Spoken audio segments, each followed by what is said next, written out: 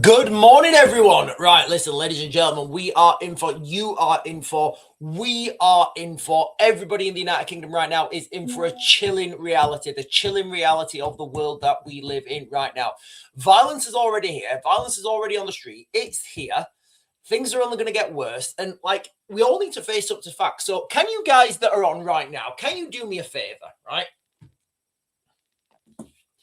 Can you share this video? Because I just share this video with your friends and family and those people who are the naysayers, those people who say, oh, everything's fine, everything's normal, everything's okay. Can you just share this video with them? Because I'm going to just get straight onto this and I'm going to share with you guys a chilling video right now. And for those people who think, oh, this is just a one-off. Oh, this is just an isolated incident. Oh, this is just one. This is just one. This is just... It's not, guys, all right? This is a mentality. This is an ideology, and this is what people are up against right now. So let me just get... I'm going to share this video in its entirety, okay? And if this doesn't chill you to the core, I really don't know what will. I will share this video several times in this live stream.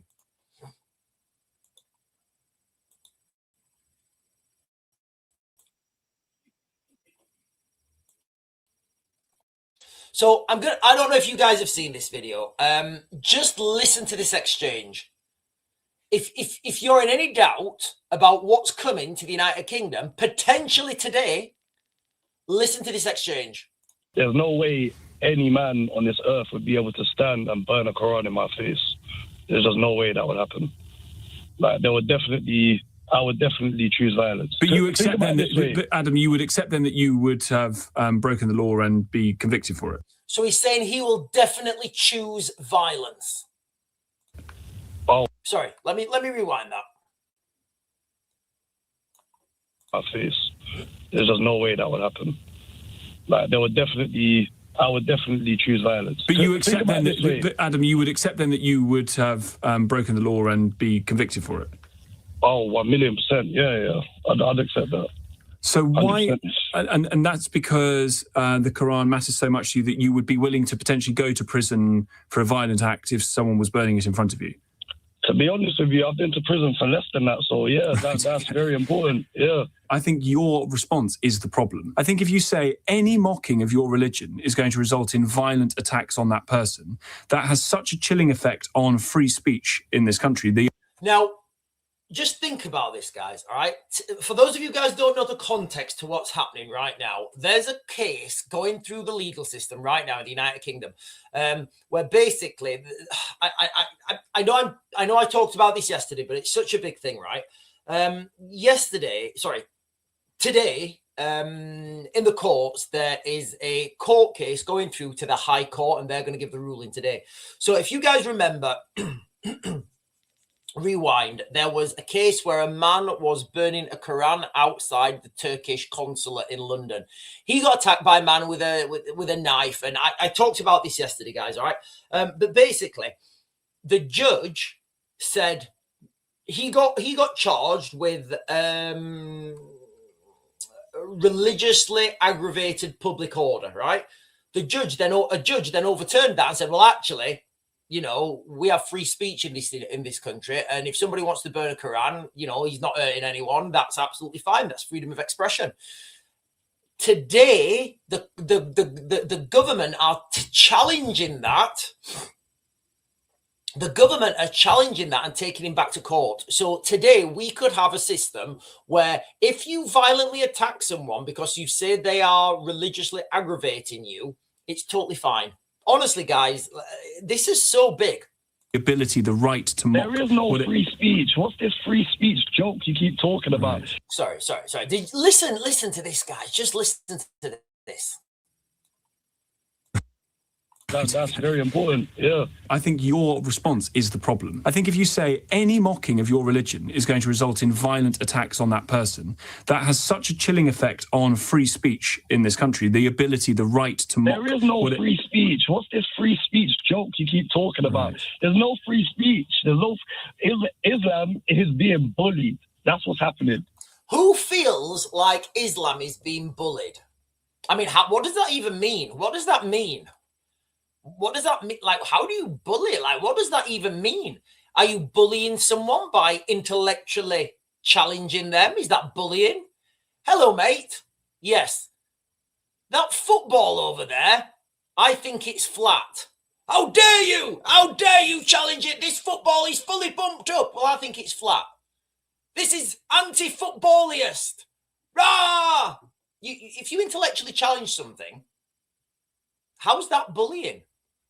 Islam is being bullied. It's been happening for long. And now people just think they can just do anything and anywhere. And no, yeah, religion. Well, but if the anything anywhere was to, say, in a religious studies lesson, draw an image of the Prophet Muhammad, not in a mocking way, but literally just draw, what he may or may not look like, should that be allowed? No, it should not, because it's not allowed for us to do. Well, but you're not me, and I'm not you. If someone's doing that in a non-mocking way, maybe we could teach them and tell them why we don't do it, and we find. But you might do that, and they are within their rights. That school might be within their rights to say that's absolutely understandable. That's your religious faith. Those are your religious traditions and cultures. We don't abide by that. This is a secular school. This is what we're doing. Then I wouldn't have nothing to do with that school. So that's where we are, ladies and gentlemen. Modern Britain, 2026. Very soon, today, we could be a third world republic. What do I mean by that? We've obviously got this case going through the courts at the moment. And if this goes, ladies and gentlemen, listen to what I'm saying. If this goes the way the government want it, the ones who are supposed to be working for us, who we pay. Yeah, we pay with our taxes. If this goes the way the government wants it to go, then essentially there will be there will be blasphemy laws protecting Islam. Basically, that's where we will be. So prepare for it, ladies and gentlemen, and we will literally be overnight. We'll become a third world republic.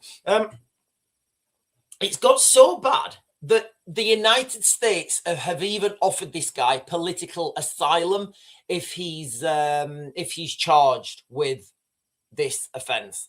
Like, you really couldn't make this stuff up right now, ladies and gentlemen. So listen, guys, if you can, just share this video share this video with a friend, right? And just say, watch the first 3 minutes or whatever of this video, because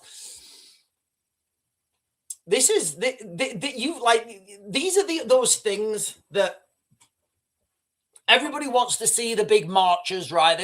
Everybody wants to see pitched battles in London or something. I'm like, raising flags symbolically. That's not good. Well, it may happen. I don't think it will. These are the real battles, guys. The real battles are in the courtrooms. Right, I've got something else to share with you guys as well. Hang on. Right. Here we are. Right, I've got this from the defense. Is that it? Hang on. Right, yeah. Right. So for those of you guys who've been following me, I have been talking about this for a while. Yeah, there we are. Right, I'm not going to share this with you because there's like a doll on it. I don't know why there's a doll on it. Right, but UK confirms parachute force to be cut 1 battalion. The Ministry of Defence has confirmed that the UK's airborne parachute capability, I don't know what other parachute capability you'd have. I mean, who writes this stuff? So while we're slipping in becoming a third world nation, right? Just listen to these things, right? The Ministry of Defence has, right, I'll read the other one first, right? I'll read you the other one first, right? So, is it that one? Right. I'll share this video with you and then I'll read that article because it will flow better. So let me share this with you, right? Because this will flow better. I was making the argument at the Munich Security Conference that we, the UK and Europe, need to step up when it comes to defence and security. We have 2 years ago, I was doing videos saying us Europeans need to pull our big boy pants on and deal with this threat. Do you know what I'm going to do? Honestly, do you know what I'm going to do? I'm just going to design technology, right, that will win the war, I'm not even going to send it in to the MOD. I'll just publish it on YouTube. I'll just publish it on YouTube.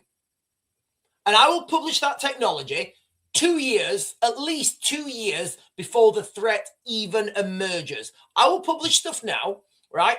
And in 2 years' time, that threat will emerge and I will already have the solution. And then all the government and the half-baked colonels and generals will be like, I don't know. The battlefield's advancing too fast.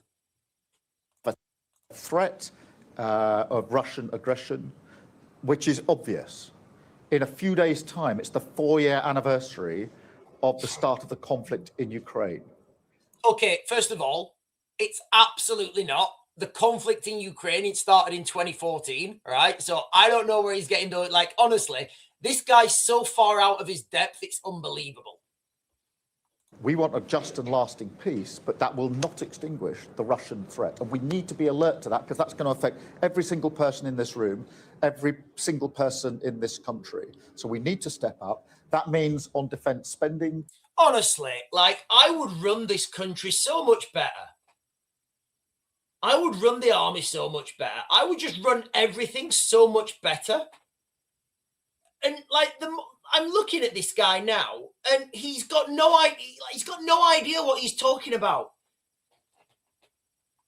We need to go faster. We've obviously made commitments already in relation to that. But it goes beyond just how much you spend. It's also whether you coordinate and collaborate with other like-minded countries, particularly in Europe. And that's the case I've been making, which is that in addition to how much you spend, it's got to be how you work together as a group of. Honestly, right, defense has got nothing. Well, it has, right? How much you spend on defense is not relevant. How much you produce. And people need to stop thinking in the ways, in the ways of fiscal metrics, right? Yes, we've spent £100 million. And what have you got for it? We got this mobile phone for £100 million. Yes, and we outspent the Russians. The Russians only spent £100,000. Yeah, but look at all the artillery and tanks they've got. But we've outspent them. Hello? Yeah, but they've got more tanks and stuff. Yes, but we need to spend more. What, 200 million? Are you going to get 2 phones? It's ridiculous. Countries. How we make NATO stronger, a European NATO, if you like. A European NATO! This guy, honestly, he's literally saying what I said 2 years ago. NATO has been the most successful military alliance the world has ever seen.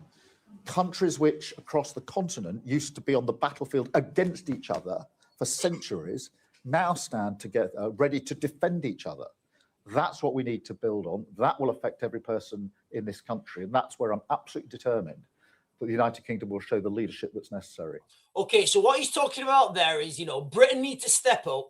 Britain needs to step up. They need to invest more in the military. They need to build military capability, and they need to strengthen the British military. They need to give hard power, hard power in the, hard power. Also,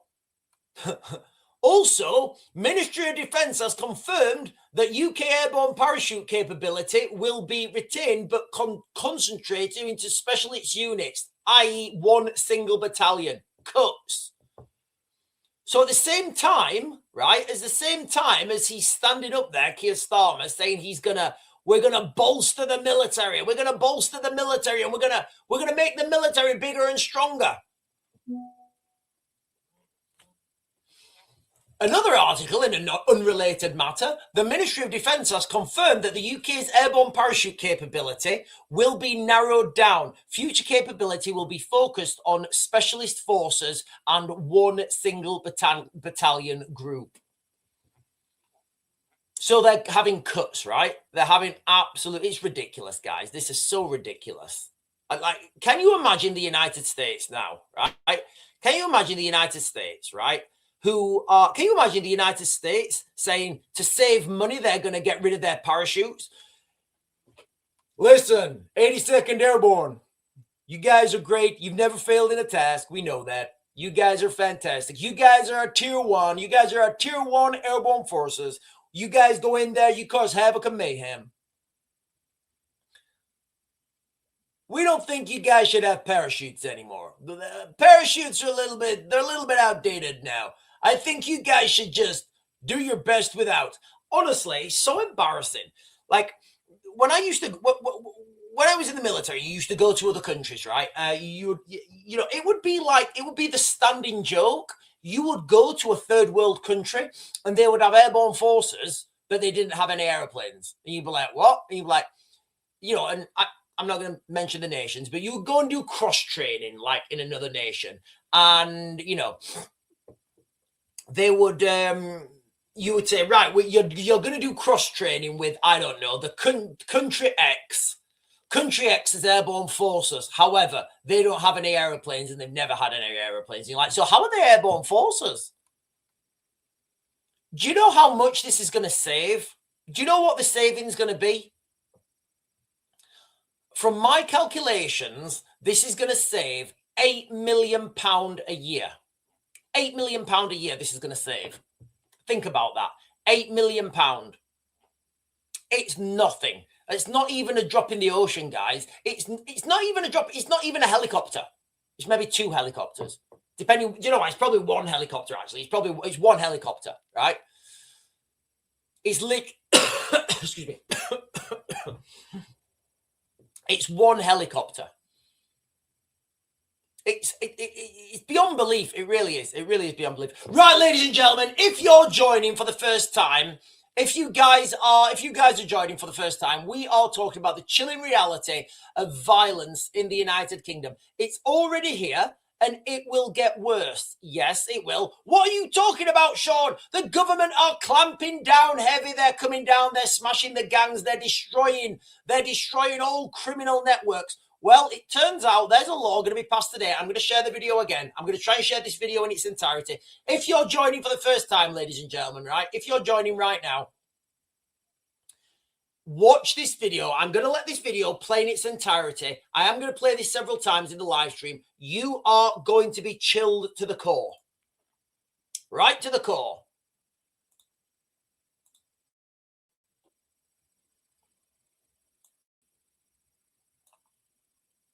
There's no way any man on this earth would be able to stand and burn a Quran in my face. There's just no way that would happen. Like, I would definitely choose violence. But you accept then that, Adam, you would accept then that you would have broken the law and be convicted for it? Oh, 1,000,000%. Yeah. I'd accept that. So why, 100%. and that's because the Quran matters so much to you that you would be willing to potentially go to prison for a violent act if someone was burning it in front of you? To be honest with you, I've been to prison for less than that. So yeah, that's very important. Yeah. I think your response is the problem. I think if you say any mocking of your religion is going to result in violent attacks on that person, that has such a chilling effect on free speech in this country, the ability, the right to mock. There is no free speech. What's this free speech joke you keep talking about? Right. There's no free speech. Islam is being bullied. That's what's happening. Islam is being bullied. It's been happening for long.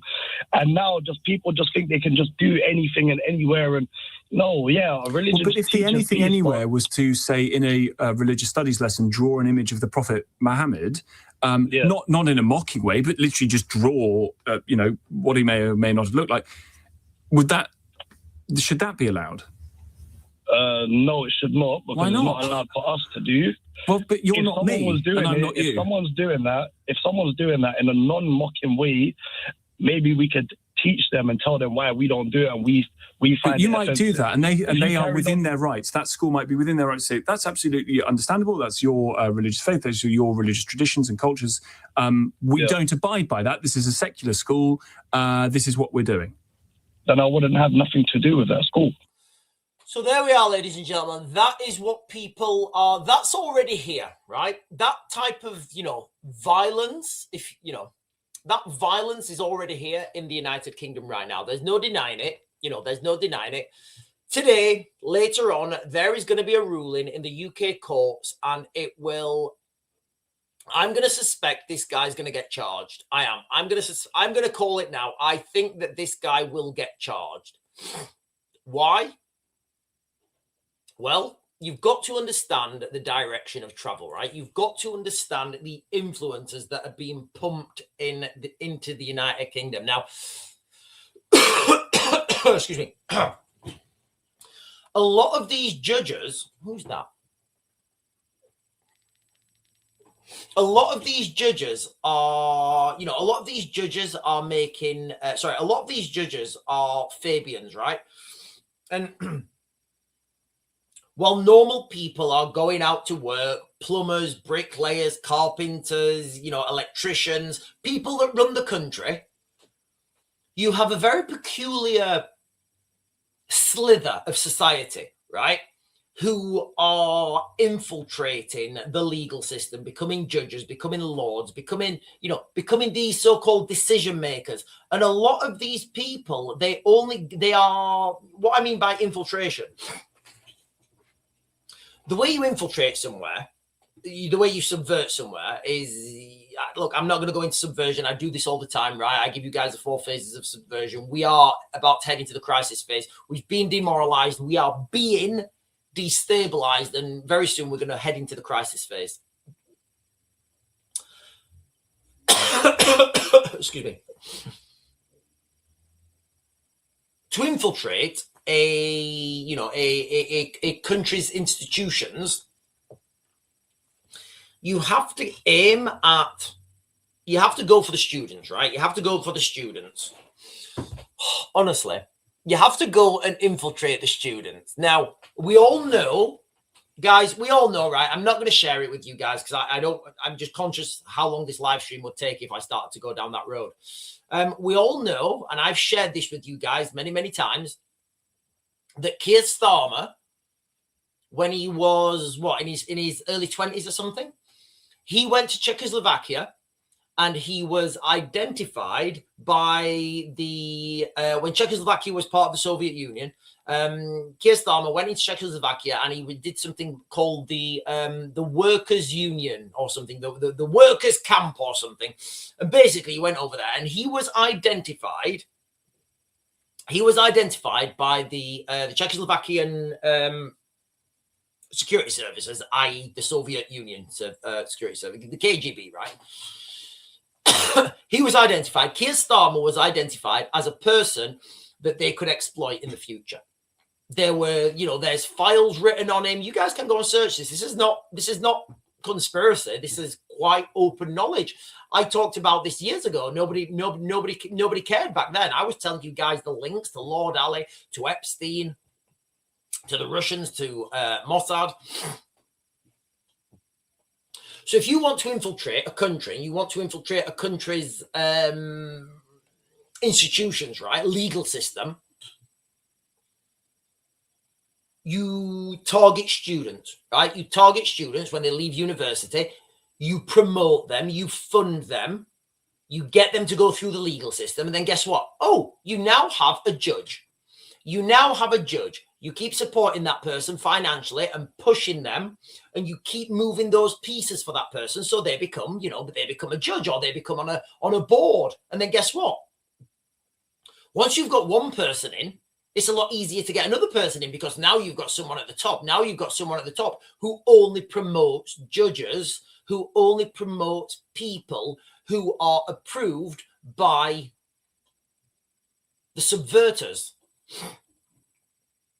So that's why I think this, not all judges, obviously, So that's why I think this, that's why I think this case today is going to go in the favor of the government. Can you imagine, guys, if this goes in the favor of the government later on today? Also, as the breaking news this morning, ladies and gentlemen, unemployment in the United Kingdom hits its highest level in nearly 5 years. So, that's not a good thing, right? You want unemployment to be low. Did I say employment? I meant to say unemployment. I don't know what I just said then. I'll say it again. UK unemployment hits its highest level in nearly 5 years. So, if you go back 5 years, what was happening? Yeah, everywhere was closed down. People were getting furloughed. People were getting thrown on unemployment. It was crazy bedaisy. So the rate, let me read this to you guys. The rate of unemployment in the United Kingdom rose to 5.2% in the 3 months to December, up from 5.1% in the 3 months. It is high, right? The office, excuse me, the Office for National Statistics said the rate of unemployment rose to 5.2% in the 3 months to December. This was the highest since 2021, and the highest over a decade outside the pandemic. Okay, so we've got the highest unemployment in over a decade. So you can't really say the pandemic had normal levels of employment, right? Because all the businesses were closing. You know, you wasn't allowed to do anything basically.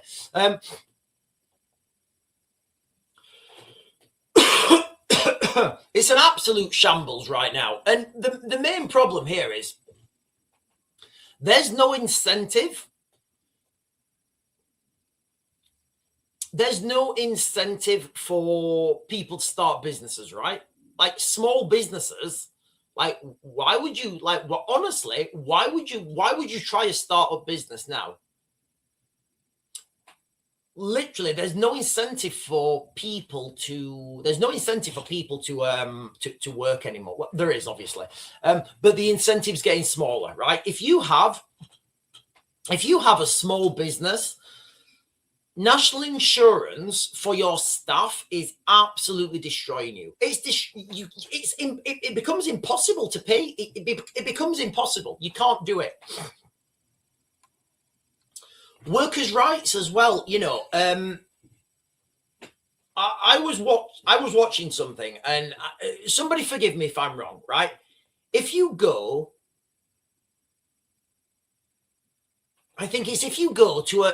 somewhere and you work for a week, you get employed for a week, you can claim straight away. And then find out you're pregnant. You can claim like something ridiculous like 3 months maternity pay. You can have it straight away and then you don't go back. So basically, right, as the law is, and somebody correct me if I'm wrong, because I might be slightly wrong on this. If you're a woman, or you may be a man, you maybe identify as a man and you get pregnant. I don't know. But if you're a woman and you go to work somewhere, you can literally get a job somewhere. The next day, go in, tell them, you know, you can literally get a job somewhere, go in the next day, tell them you're pregnant, you get like maternity leave and they have to pay you. And then you can just quit. It's crazy. Of course, you know, nobody wants, like, the incentive for people to start businesses and be entrepreneurs right now, it's gone. It's absolutely gone. You know, I don't bring any money into the country anymore. If I've got, if I have a customer and they're an overseas customer, I will just tell them, I will say, look, you know, can you pay my, you know, one of my partners overseas, and then they'll pay me, or, you know, if I don't need the money, I'll put it in, you know, in another account. Nobody wants to pay tax anymore. And look, nobody ever wants to pay tax, right? But people understand it's like people understand paying tax is necessary, right? People understand that, yeah? The problem is when that burden of tax becomes too high, you think, right, okay, I'm paying tax. This money's going on things I don't want it to go on. And the country's going downhill. I don't like the government. I don't like the laws that are being passed. I don't feel safe. I'm getting offered better, keeping more money going elsewhere. You're going to leave, right? You're going to leave. Ultimately, poor people will pay. Poor people always pay. Rich people don't pay. That's a good life lesson, guys. That's a life lesson, right? Rich people don't pay. That is just how it works, all right? If you're rich, you don't pay for shit. I guarantee you, the richer you are, the less you pay for shit. Is it right? No. Is that how it is? Yes. Is that how it's always going to be? Yes. Try and get yourself rich. If you're not working towards something, right, you're waiting to die. That's the reality. If you are not working towards something, If you're going out to work, right? Got to be in the office for 9 o'clock. You leave you clock off at 5:30. You go home. You sit at the table, look staring into space. You drink 4 beers. You go to bed. You do it again the next day. If you're in that rotation, you're not living. You're waiting to die. Right, I'm totally not going to be able to I'm not going to be able to talk about what I was going to talk about today, guys. I've not got enough time, not even remotely. Right, listen, good morning, everyone. Right, let me jump up and get some chat, because I've totally been neglecting you guys on the chat. Stell is saying, if you have children, folks, get out while you can. The storm is approaching. Stell, wasn't you telling me, like, the other day? Wasn't you telling me the other day that I was saying, like, wasn't you telling me the other day, like, that you should stay and fight? No, I actually agree with you. Get out while you can. In fact, I need to send some more emails today. Kerching. I don't know what kerching means. I have no idea what that means. Do I need to Google it? Sean says we should go to Antarctica. Absolutely. Antarctica, ladies and gentlemen. That's where we're all going to go. We are all going to be living in Antarctica very soon. The treaty was signed in 1959. Change that was written about the area. What? Change what was written about the area. Trying to locate an encyclopedia from 1957 to see what they're hiding from us. All right. Caveman is saying, honestly, I'm getting tired of seeing the Mexican flag flying in the United States of America as if it's being invaded. Listen, if you drive, I drove through the other day. If you drive through Rotherham, you will see a vast amount of Palestinian flags. There's a vast amount of Palestinian flags in Rotherham. And you would think that Rotherham has been, is a sub-state of Palestine.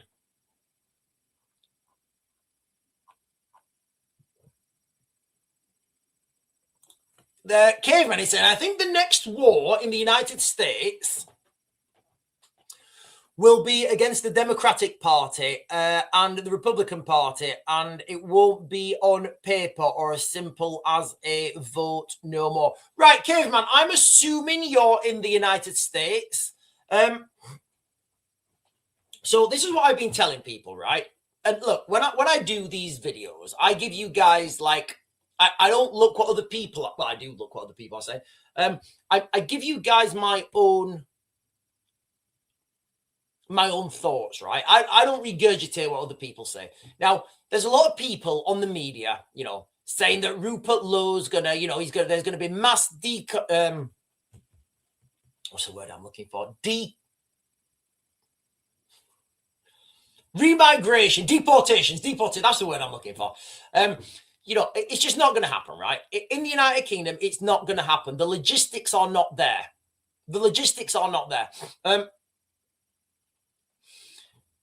If they can't do this in the United States with the robust, if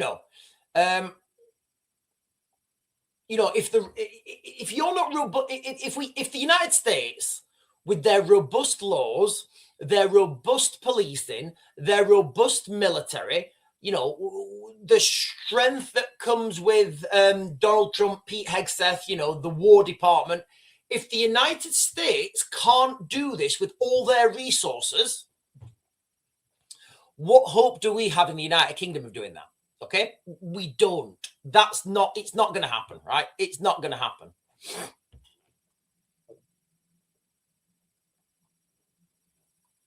Stell is saying, ha ha ha, yeah, okay, fair one, but I do understand kids' safety comes first. Maybe men can stay behind. Listen, when I was in the military, and I think Stell was in the same place as me, like I wouldn't think twice, I wouldn't think twice about jumping in the middle of, doing some crazy wild stuff. As soon as you have kids, right? As soon as you have kids, your whole world changes, and you are there to protect your children. And I get it, you know, I totally get it. Oh, but Sean, we need to protect our children by doing that. Yeah, and I get that, and you're right. But what happens when those people get arrested? Like, the risk versus reward isn't there. The risk versus reward isn't there. I got hit with a grenade. I got hit with a grenade in, well, sorry, I didn't get hit with a grenade. I got hit with shrapnel from a grenade, right? I've still got it in my leg. When I was in Ukraine, I don't know. I can't remember what year. And the first thing, it took me down.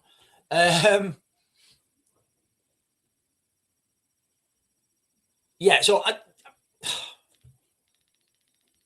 I got shrapnel in my leg from a grenade, right? It wasn't, you know, it wasn't in combat. It was training, and it was one of those things, right? I'm probably standing where I shouldn't have been. And anyway, the first thing I thought when it whacked my leg, I thought about my daughter. You know, that's the first thing I thought about. I was like, oh my God, what if my leg's gone? What if my leg's gone? Because you get like 3 or 4 seconds when you don't know if you've lost your leg. There's a huge explosion, right? There's a massive stinging in your leg, warm stuff running into your boots. Yeah, it's bad. So like it went off. It took me down. I wiggled my toes. I thought, oh my God, thank God I can still move my toes. You know, so I knew I knew it was just flesh, right? And it was, go on. It wasn't permanent damage, but you know, it's that becomes your priority. It really does. Kev Mills is saying, unless you have real savings and a reasonable way out, you need to get real. Absolutely, Kev Mills, you are right. You are bit making it nowhere safe to get ready. I don't know what that means, Kev. Kev Mills is saying, unless you have real savings and a reasonable way out, you need to get real. Yes, I agree. You, albeit making it nowhere safe to get ready. I don't know what that means, Kev. Help get your neighbors, friends ready. Community stronghold is the way. Yeah, no, you're right. I think you're right. I just don't understand what the middle bit means. Listen, I'm genuinely, right, honestly, like you guys, like I've written to Cleethorpes. They've not responded to me yet, asking them if I can fortify their town, if in the likes of a civil war. I'm going to write to Rupert Lowe's office today. I'm going to write to Rupert Lowe's office today, and I'm just going to say, I'm going to send him the same email, more or less, that I sent to Cleethorpes. I'm going to say, listen, Rupert, we are heading towards a civil war. It won't get read by Rupert. It'll probably get read by one of his staff, but it will get read. You know, I'm looking at towns and places in the United Kingdom that we can fortify. I've identified Cleethorpes. Would you be open to opening a dialogue with your office about resource allocation?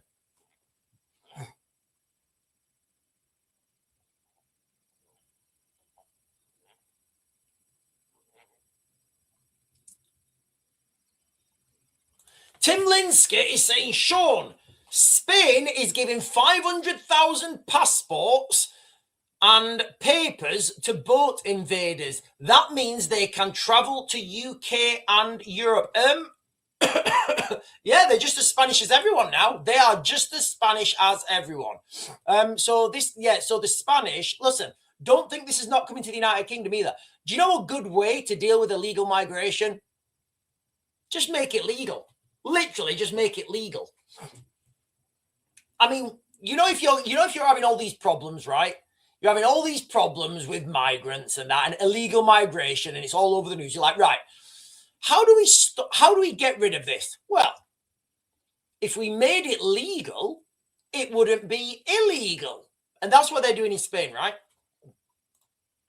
Right, listen, ladies and gentlemen, we are in a state in the United Kingdom, and there is a chilling reality that is among everyone, that everyone should be chilled to the core right now. I'm going to share this video again, and I'm making no apologies for sharing this video 3 times, all right? You should listen to this video right now. You need to listen to this video because I would say this sentiment is echoed through through certain communities. And this is what's coming, guys, right? I am going to stop this and we are going to give, I am going to give commentary. So this was a video from LBC the other day. I played it at the beginning. I gave commentary. I played it again in the middle of this live stream. I'm going to play it again. I'm going to give more commentary. And I just want people to understand what an absolute, I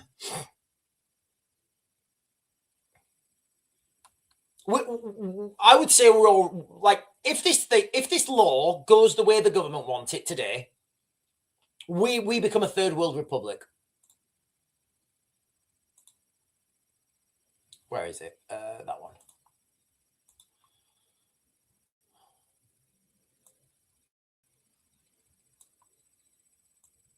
Right, so listen, ladies and gentlemen, if you're joining for the first time, the context of this video is today in the United Kingdom, there is a ruling at the High Court.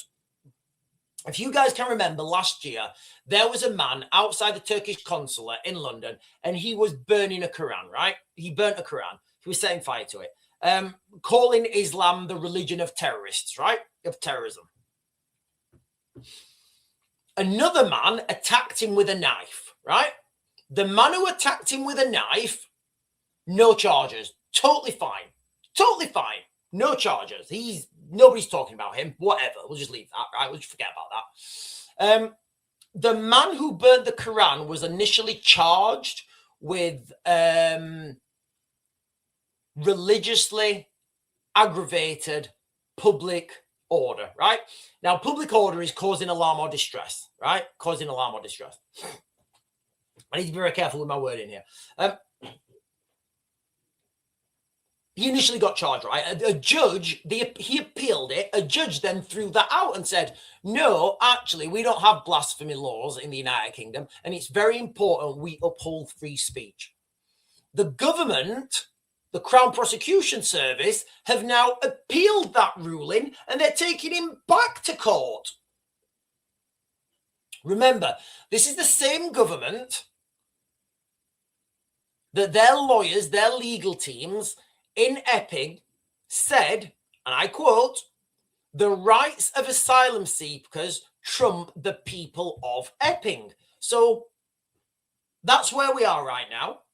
That's where we are, guys. All right. And I do think this is going to go. I do think this guy's going to get charged with this again. Going to get convicted of this again. Now, if he does get convicted, the United States, DJT himself has said, we will give him political asylum. So that's where we are today, guys. People could be fleeing the United Kingdom and find as political refugees to the United States. What? No, I'm not making that up, ladies and gentlemen. So that's the context of this conversation, right? There's no way any man on this earth would be able to stand and burn a Quran in my face. There's just no way that would happen. I bet John Jones. I bet John Jones would. I bet John Jones would. Like, I would definitely choose that. Right, I would, honestly, John Jones. Can you imagine John Jones did that? There's no way any man on this earth would be able to stand and burn a Quran in my face. There's just no way that would happen. Like, I would definitely choose violence. So he would definitely choose violence. So he's that angry somebody's burning that book, he will choose violence. He will hurt that person. But you accept then that, Adam, you would accept then that you would have broken the law and be convicted for it? You see, that wouldn't be my question. I'd be like, so you're willing to hurt someone so you're willing to hurt someone. So you're willing, if you see a man burning a book, you are willing to physically hurt them. That's what he's saying, right? Oh, 1,000,000%. Yeah. I'd accept that. So why, 100%. and that's because the Quran matters so much to you that you would be willing to potentially go to prison for a violent act if someone was burning it in front of you? To be honest with you, I've been to prison for less than that. So yeah, that's very important. Yeah. I think your response is the problem. I think if you say any mocking of your religion is going to result in violent attacks on that person, that has such a chilling effect on free speech in this country, the ability, the right to mock. There is no free speech. What's this free speech joke you keep talking about? Right. Okay, so if there is no free speech in this country, you know, we've all seen people in the United Kingdom burning Union flags, chanting things about. We've all seen it, right? We've all seen a huge spectrum of this. You know, the pro-Palestinian chants, the intifadas. You know, we've all seen this. Like, we've all seen this. People allowed to say absolutely horrific things, and you're like, yeah, well, you know, he has freedom of expression, you know, whatever, you will just leave it. As soon as you start going down this road of restricting what people are and are not allowed to say, it's a slippery slope, because that Overton window will naturally expand. There's no free speech. There's no Islam is being bullied. Okay, so he's saying Islam is being bullied. Again, I don't really know what that means. But as far as I'm concerned, most weekends, certainly in the summer, there's people waving Palestinian flags. There's people shouting death to certain people, you know, and it just seemed to me that that is not the case. That's what's happening. Islam is being bullied. It's been happening for long. And now just people just think they can just do anything and anywhere. And no, yeah, religion. Well, but if the anything anywhere was to say in a religious studies lesson, draw an image of the Prophet Muhammad, not in a mocking way, but literally just draw, So for those of you guys who may or may not be aware, I think it was 2000 and maybe 15, maybe 40. So it's, I don't know, 2015, I think it was 2015. Charlie Hebdo, which was a satire magazine, they drew images mocking the Prophet Muhammad, and, you know, Muslims went in there, they shot the whole place up. I think 130 people went to the candy shop because of that. What he may or may not have looked like. Should that be allowed? No, it should not, because it's not allowed for us to do. Well, but you're not me, and I'm not you. If someone's doing that in a non-mocking way, maybe we could teach them and tell them why we don't do it, and we find. So you are not allowed to draw certain pictures. Might do that, and they are within their rights. That school might be within their rights to say that's absolutely understandable. That's your religious faith. Those are your religious traditions and cultures. We don't abide by that. This is a secular school. This is what we're doing. Then I wouldn't have nothing to do with that school. So there we are, ladies and gentlemen. Some people are willing to choose violence. Now, you know, I think, you know, fair play to the guy on LBC. I wouldn't have asked those questions. The questions that I would have asked were, so you're willing to physically hurt someone? Like, you are willing to go and inflict pain on someone because they've, like, burnt a book? Like, that to me is like, I don't think he would do that to John Jones, guys. I don't think he would. I think if John Jones was burning a Quran in front of him, I don't think that guy would give a peep. Honestly, I don't. I mean, prime John Jones, not a chance. Anyway. But that's where we are. That is literally where we are. And if this law gets passed today, listen, guys, I'm refreshing this every 2 minutes. I don't think we're going to find out until later on tonight. If this law gets passed today, what that will mean essentially is if you deem anyone to be religiously aggravating you, you can beat them up and you don't get any charges brought against you, and the person, it's literally vigilante laws. I mean, people say that this is, you know, that this could be, people are saying that this is religious, blasphemy laws, right? I would say this is vigilante laws. Because if we take the precedence, right, of the guy who was burning, just say that to yourselves, right? Let's just say that to yourselves. A guy was burning a book, right? A guy was burning a book, because that's what it is. It's a book. A man was burning a book. Right. Right. Right. Imagine this is a question, right? Imagine this is a question. Imagine you're doing your law degree, right? You're doing your law degree, right? And this is a question on one of your exams. If a man is burning a book in the United Kingdom and he is attacked by another man with a knife, who gets sent to prison? Who's the victim? Literally, that's where we are, because if this law gets passed today, guys, that's what happens, all right? If you burn a book in public and you get attacked by a man with a knife, the man with the knife is the victim and you get sent to prison. Yeah, I'm not making that up, guys. That's where we are. Right, listen, guys, let me jump up. What? I don't believe that, Tracy. That can't be right. That can't be right. Give me a second. Hang on. This can't be right.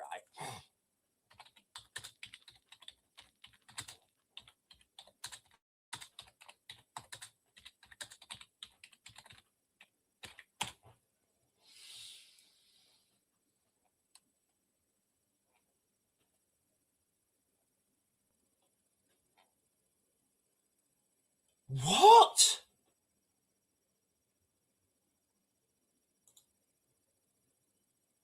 I can't even go into this, guys. I can't even go into this.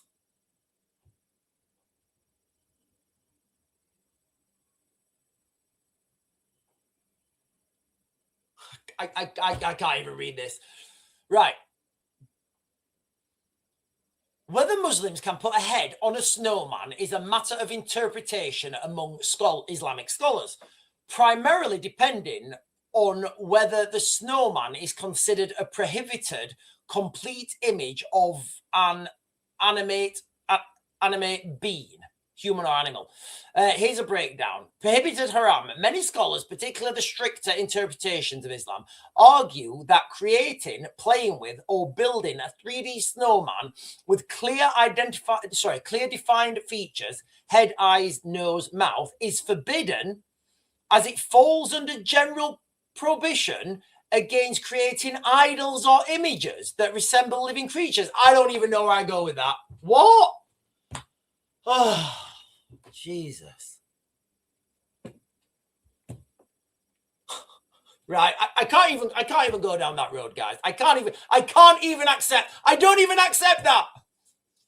Right, so I didn't realize that, guys. Listen, I was today years old.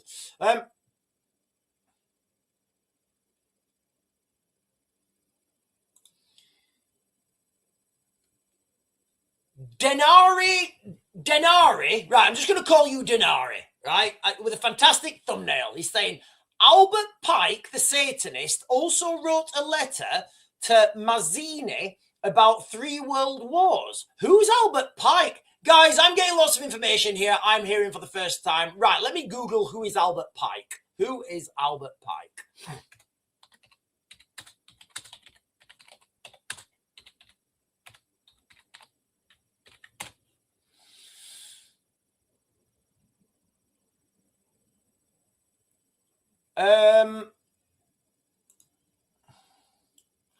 Albert Pike was an American author, poet, lawyer, jurist, Confederate State Army general who served as Associate Justice of the Arkansas Supreme Court in exile.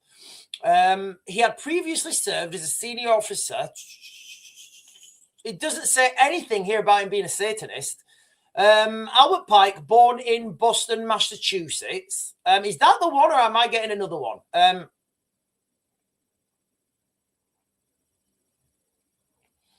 Right, I'm getting nothing as Albert Pike as like, okay, right, you're going to have to tell me more. You're going to have to give me more. Listen, Denari, can you give me more information, please? Can you give me more information?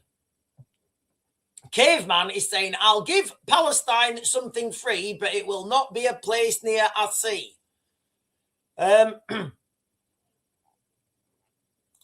No craven idols. I don't know what that means. Jammy Dodger. What a fantastic name, Jammy Dodger. Rich people do pay. They pay a percentage in tax. Damn straight sight more than us. What I mean by, rich people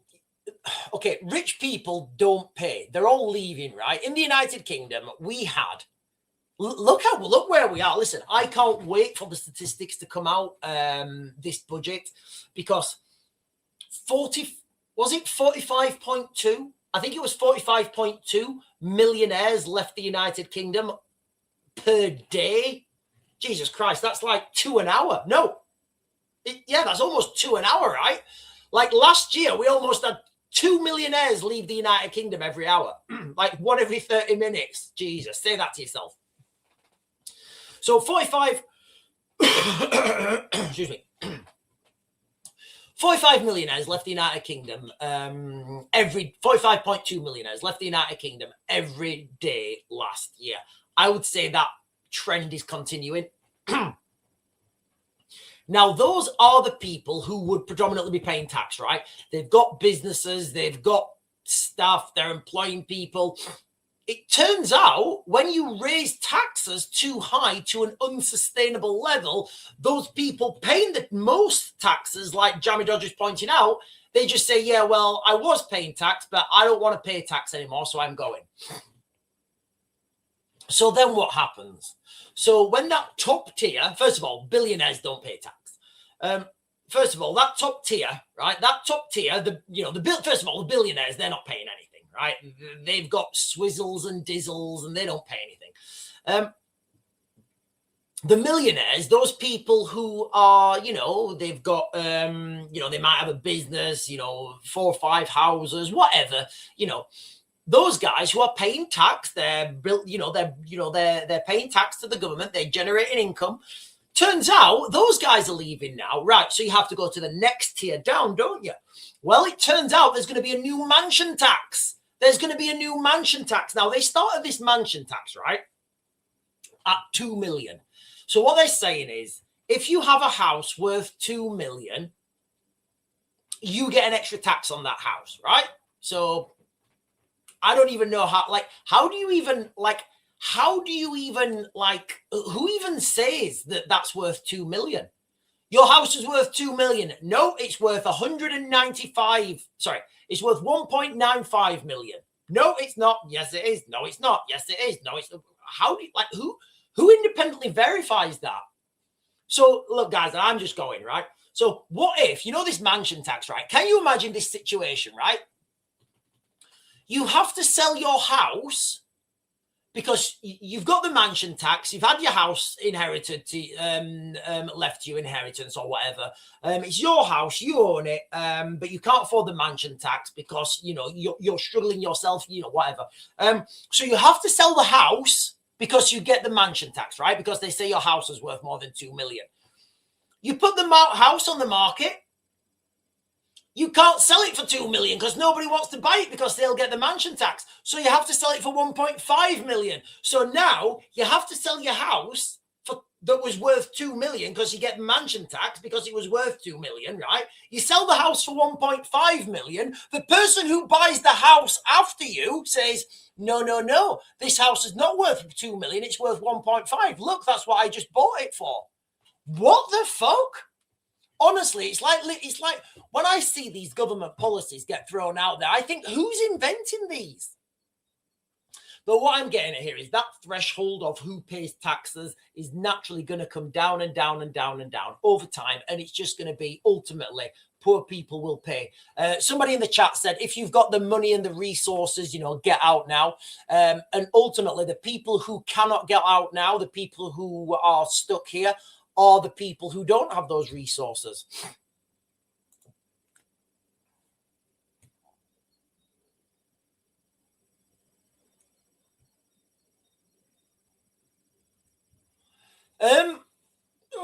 God bless tenants and landlords. They're about to be bent over. I know this. So I know this is. I know this is. I know the laws have changed with landlords, and I know it's become. I know the laws change with landlords, and it's very difficult now to evict people from your property. And look, guys, I'm not an expert on this by any means. But as I understand it, if you're private, it seems to me like the government are coming after private rented now, right? It seems like the government are coming after private. Hang on a minute, guys. Listen, I know everybody's got adverse opinions. All right, let's not be personally insulting to anyone, right? If you've got an opinion, right? If you've got an opinion on anyone, all right. Be cool, articulate it, present evidence, okay? Do that, all right? Be cool, articulate your evidence, all right? Don't rant, don't shout, don't get aggressive, don't be nasty. You can articulate your point without using slurs, right? Okay? So if you've got something to say about someone, right? Anyone, and I welcome everybody's opinion, right? World leaders or anyone. Let's just, just be cool, all right? Articulate what you've got to say, present evidence, and we'll talk about it. Let's not just throw slurs at people and be angry, right? Because that doesn't get anywhere. Where was I going with that?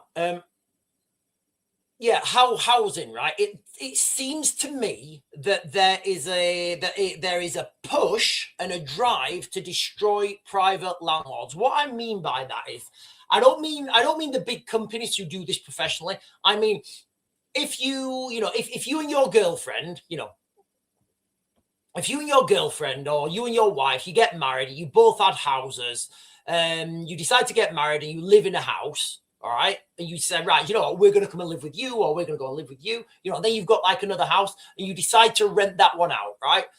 And then,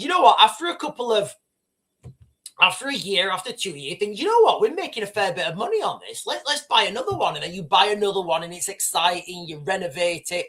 That's who they're coming for, because there's this BlackRock property fund. And so what I think is going to happen with this private rented thing, they're doing it to try and push as many people who are private, not the big companies, people who are doing, the smaller people. They're trying to push them out of the way. Then they're going to saturate the market, and then they will change the laws.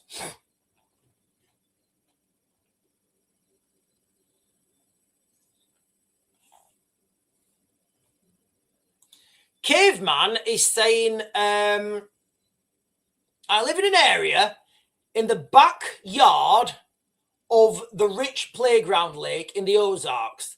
We live where the rich play. I was looking at houses in the Ozarks. So for those of you guys who don't know, the Ozarks, it's like a load of like lakes and rivers in Missouri. It looks lovely. The Ozarks looks lovely. Or like that you get like these like all these rivers in Missouri and like these lakes and beaches. It looks absolutely beautiful out there. I was looking at houses out there, because I'm looking at the United States as a potential place I want to live. But yeah, it does look lovely out there.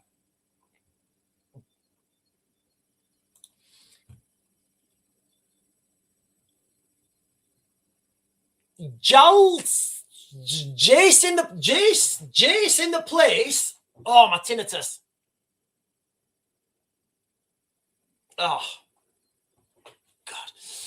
Jace in the place is saying, Adam, I can't pronounce it. We shout or something. Okay, right. I don't know what that means, guys. I don't know what all this stuff means. You've got to give me context. Right, what's Rod Hardpan saying? They want to do away with them. Yes, absolutely, mate. Yeah, they do. Yeah. That's exactly what they want to do. I think they're building a slave country here in the United Kingdom. We're destroying our military while we're saying it's literally double talk, right? Keir Starmer is a master at double talk. Yes, we are going to build our military strong. Cuts to the military. We are going to invest in the military. Get rid of the military. Like, don't listen to what people say. Look at what people do. All right. Let your eyes tell you the truth, guys. All right. Don't be deceived by your ears. Let your eyes tell you the truth.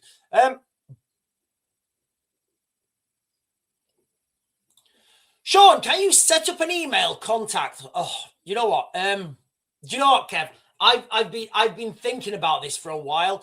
I want to set. Do you know what? I need to set up an email, right? I need to set up an email. I need to set up a Spotify account down there so I can do merch. Yes. Direct answer. Yes, I will. Yes. Lisa Jane is saying, so many people have their heads in the sand. I've been following Sean for the best part of 18 months. He's been warning all that's happening for that time.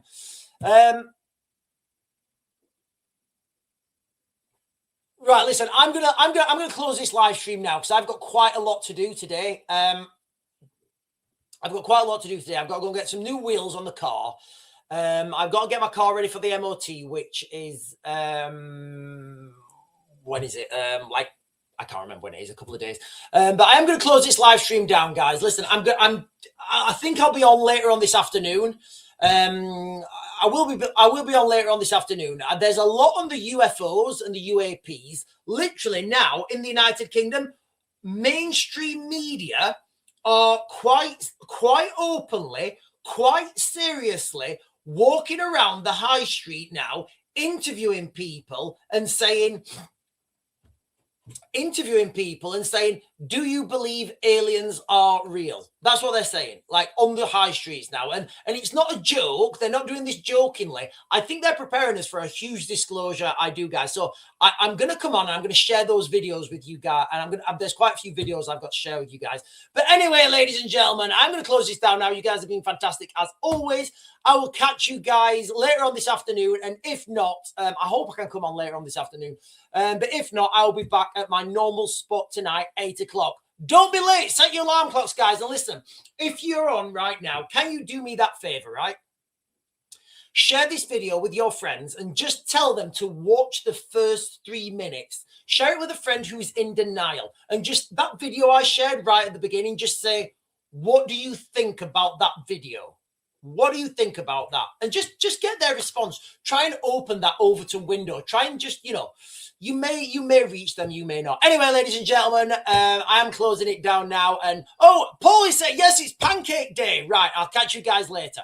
Pancakes for everyone.